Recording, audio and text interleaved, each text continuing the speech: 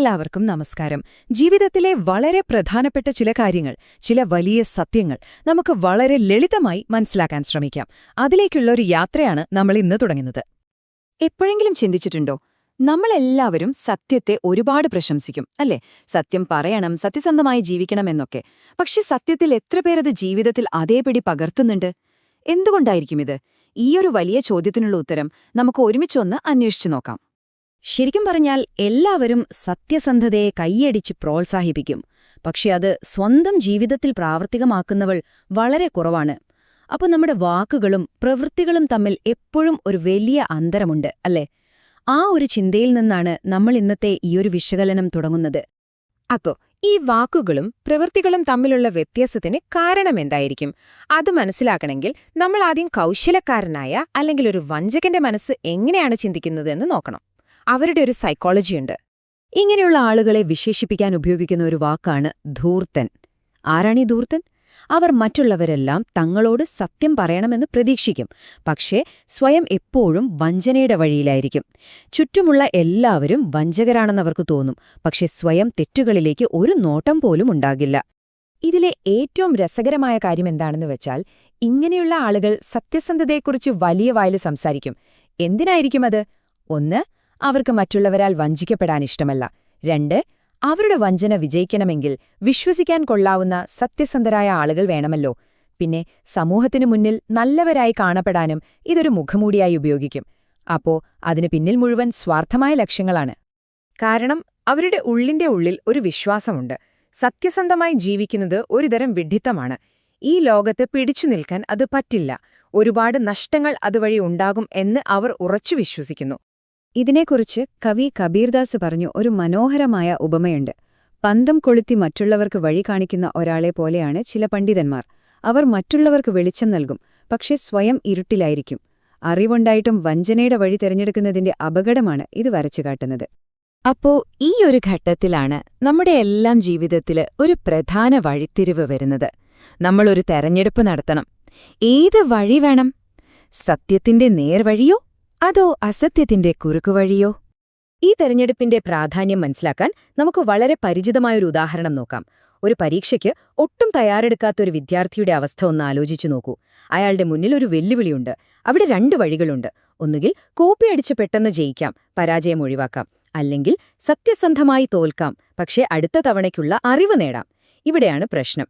പെട്ടെന്നുള്ള ലാഭത്തിൽ മാത്രം കണ്ണുള്ള അത്യാഗ്രഹിയായ മനസ്സ് അതിന്റെ ഭവിഷ്യത്തുകളെക്കുറിച്ച് ചിന്തിക്കേയില്ല. അപ്പോൾ ഈ രണ്ട് വഴികളും തമ്മിലുള്ള വ്യത്യാസം വളരെ വ്യക്തമാണ്.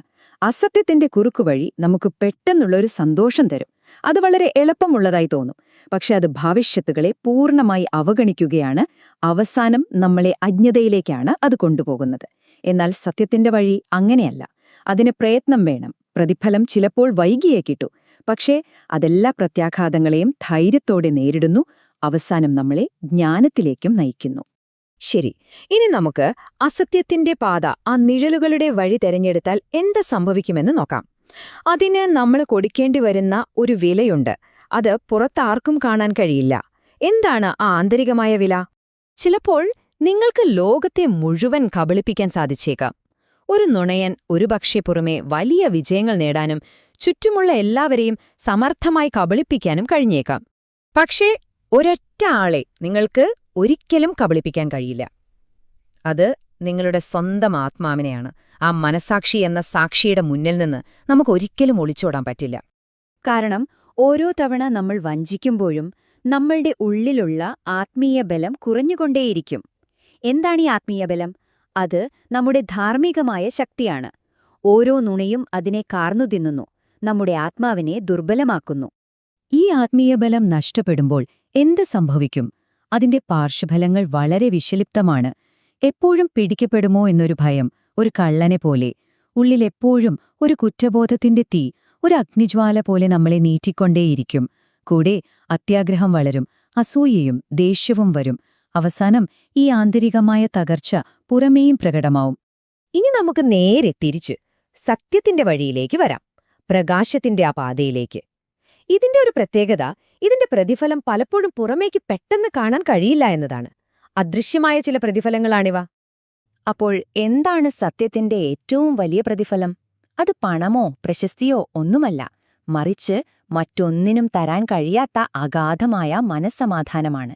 എവിടെയെങ്കിലും പിടിക്കപ്പെടുമോ എന്ന ഭയമില്ലാതെ ഉറങ്ങാൻ കഴിയുന്ന ഒരവസ്ഥ. ഈ രണ്ടു തരം ആളുകളുടെയും ജീവിതയാത്രകളെ നമുക്കൊന്ന് താരതമ്യം ചെയ്തു നോക്കാം. കൗശലക്കാരനായ വ്യക്തി, അയാൾ വളരെ പെട്ടെന്ന് ഉയരങ്ങളിലെത്തിയേക്കാം. പക്ഷേ അതൊരു താൽക്കാലികമായ ഉയർച്ചയായിരിക്കും. കാരണം അതിന്റെ അടിത്തറ ദുർബലമാണ്. അത് ഉറപ്പായും ഒരു ദിവസം തകർന്നു വീഴും. എന്നാൽ സത്യസന്ധനായ വ്യക്തിയുടെ വളർച്ച വളരെ പതുക്കെയായിരിക്കും. പക്ഷേ അതൊരു ഉറച്ച അടിത്തറയിലാണ് പടുത്തുയർത്തുന്നത്. അതുകൊണ്ടുതന്നെ ആ ഉയർച്ചയെ ആർക്കും തടയാനാവില്ല. സത്യസന്ധമായി ജീവിക്കുന്നവർക്ക് ഒരു വലിയ ശക്തിയുണ്ട്. അവരുടെ ഉള്ളിലൊരു സ്വയം തിരുത്തൽ സംവിധാനം പ്രവർത്തിക്കുന്നുണ്ട്. അതായത്, അവരിൽ നിന്ന് ഒരു തെറ്റ് സംഭവിച്ചാൽ അത് തിരുത്തുന്നതുവരെ അവർക്ക് ഒരു സമാധാനവും കിട്ടില്ല. വഴിതെറ്റുമ്പോൾ നേർവഴി കാണിക്കുന്ന ഒരു ആന്തരിക കോമ്പസ് പോലെയാണത്. അപ്പോൾ നമ്മൾ മനസ്സിലാക്കേണ്ട പ്രധാന കാര്യം ഇതാണ്: നമ്മൾ തിരഞ്ഞെടുക്കുന്ന ഈ വഴികൾ നമ്മളെ പുറത്തുള്ള ഒരു സ്വർഗത്തിലേക്കോ നരകത്തിലേക്കോ അല്ല കൊണ്ടുപോകുന്നത്. മറിച്ച് നമ്മുടെ ഓരോരുത്തരുടെയും ഉള്ളിൽ തന്നെയാണ് ഒരു സ്വർഗവും നരകവും നമ്മൾ സൃഷ്ടിക്കുന്നത്. ഇതുവരെ പറഞ്ഞ കാര്യങ്ങൾ നമുക്കൊന്ന് ചുരുക്കി നോക്കാം. ഒരു വശത്ത് അസത്യത്തിന്റെ പാത.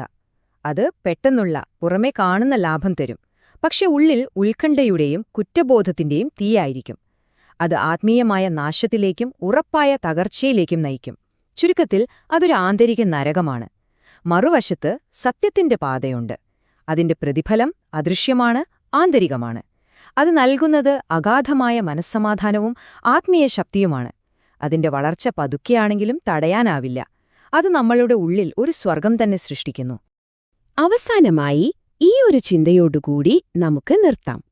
സത്യസന്ധമായൊരു ജീവിതം, അത് ദാരിദ്ര്യത്തിലാണെങ്കിലും പോലും ഒരു സ്വർഗീയ സന്തോഷം നൽകും.